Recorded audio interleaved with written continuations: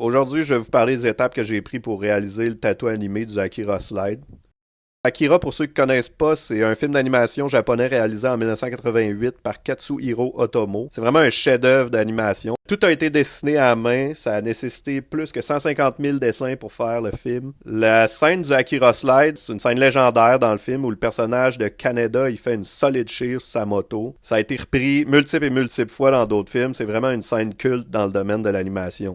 J'ai commencé par tracer l'animation originale. J'ai décidé de le faire aller un petit peu plus loin que l'animation de base, juste pour qu'il y ait un peu plus de mouvement. J'ai arrangé certains détails pour que ça soit plus tatouable aussi. J'ai pogné une grosse crise de feuilles puis j'ai retracé le outline. Pour honorer le travail qui a été fait dans le film original, j'ai décidé de faire l'animation à la main.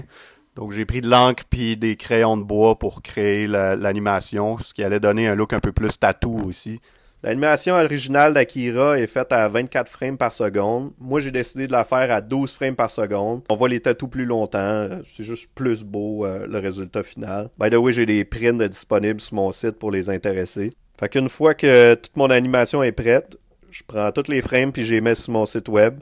Puis le monde qui sont down, ben ils vont booker leur rendez-vous directement sur le philberge.com. Pour ce projet-là, le plus gros frame allait de 6 pouces jusqu'à le plus petit était 3 pouces. Fait qu'il y avait vraiment pour tous les goûts, du monde qui trippe plus sur les tatous bold à ceux qui trippent sur les tatous un petit peu plus fine line. La plupart des tatous ont été réalisés à Montréal, au Municipal Tattoo. J'en ai aussi fait au Art Tattoo Québec, dans la ville de Québec. Je suis allé en faire quelques-uns à Tattoo Union, à Vancouver. Aussi quelques-uns au Government Street à Victoria, au BC.